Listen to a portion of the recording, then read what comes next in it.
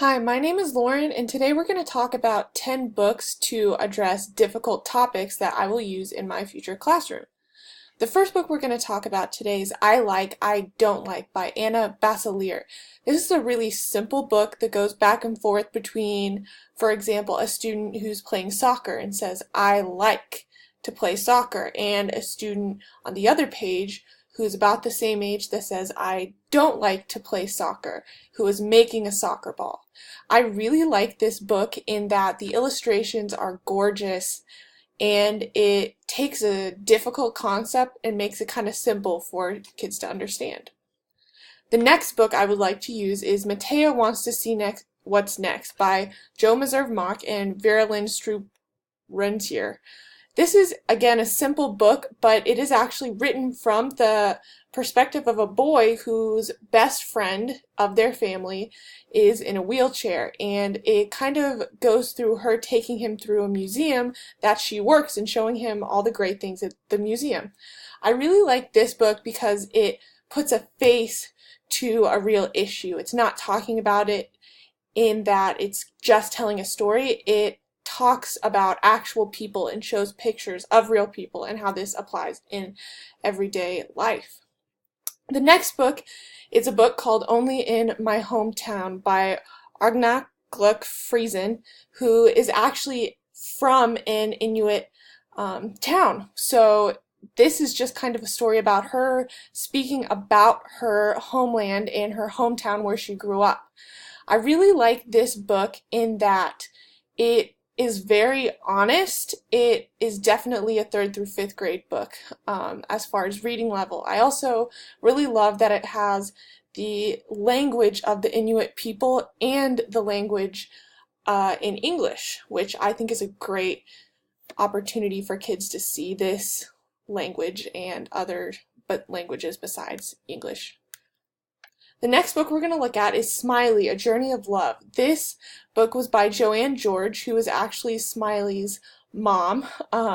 Smiley was actually a blind therapy dog, and this book kind of talks about how he comes to Joanne and him in his journey to become a therapy dog. And I really like this book because it takes a different look at the concept of community helpers, and it talks about how Smiley's differences make him really good at his job, which is being a therapy animal and helping all these different students. The next book we're going to look at is called Waylon Wants to Jam, and it's by the same authors as before, Jo Meserve-Mock and Vera Lynn Rentier. And this book talks about Waylon, who is a boy who actually has autism and is in drumline. This book I really love because it just kind of tells his story. It tells the things that he does at drumline and during practice, and how some things are really difficult for him to stay focused and pay attention and be engaged, but other things he's exceptional at because of his diagnosis. And I also, probably my favorite part of the book is you get to see at the end when Waylon is at a concert and how he performs and is great. I also like that this doesn't say at the very beginning of the book that Waylon has autism. It just shows him as just a student like everybody else, which is, I think, important to remember about students who have a diagnosis of some kind. The next book we're going to look at is Fish in a Tree by Linda Mullany Hunt. This is a 6th through 8th grade book, so it's a little higher level, but this is actually a book about Allie Nickerson, who is in middle school and has always had troubles in school. To this point, all her teachers just kind of wrote her off, and she thought she's dumb, but she's also an incredible artist. And one day, Mr. Daniels, who comes in as a long-term substitute, and after speaking and working with Mr. Daniels, Allie kind of starts to realize that maybe she's not so dumb at all. Maybe she just has to learn differently. So I'm not going to give away the end, but Allie does end up getting a really cool position in this book. And I love this book because it shows that all children have value, and just because a student might not always be good at things that we consider super applicable, like math, or in Allie's case reading might be really difficult, it doesn't mean that she doesn't have any talents. And it gives a very great storyline as well, I think. And one thing about this book, or the copy I have, is it has a lot of Allie's doodles that are talked about in the book in the back.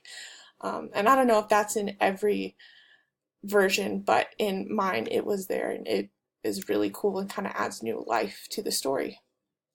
The next book I am looking at is called The Can Man, and this is by Laura E. Williams. And this book is about a younger boy named Tim who wants to buy a skateboard. His parents say they can't afford to get him a skateboard for Christmas, so Tim starts collecting cans and trying to get this skateboard by collecting and turning in cans. And during that time he meets this man who everyone else calls the Can Man, who collects cans, but Tim ends up getting enough money to get this man a new coat so that he can be warm in the winter instead of getting himself the skateboard. And I love how this teaches about homelessness, but also in the book it talks about how Tim's parents know this man because he used to live in an apartment building, and basically homelessness can happen to anybody, and it's not just because people are not working or not getting a job. The next book I read was All Kinds of Families by Nora Simon, and this book is actually takes the concept of families and just talks about it in a very broad sense, in that it goes into all different kinds of families, but also the way that they could communicate and how families fight. I think this would be a great book for introducing the concept of different families. And probably my favorite part of this book is that it brings in various different cultures. It doesn't just talk about one kind of family, it talks about all different kinds of cultures and colors of skin and all different things in this book. And the next book I read was It the Chocolate Pudding? And this book was by Sandra Levins, who has a PhD in counseling. And this book is about divorce from the perspective of a little boy.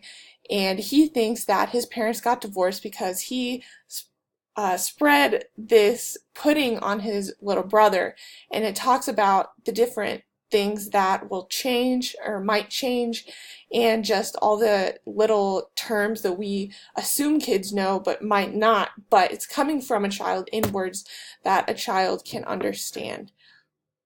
And the last book I read is Can You Hear a Rainbow? And this book is by Jamie Riggio-Heelan, and it is actually written about a boy named Chris who is deaf.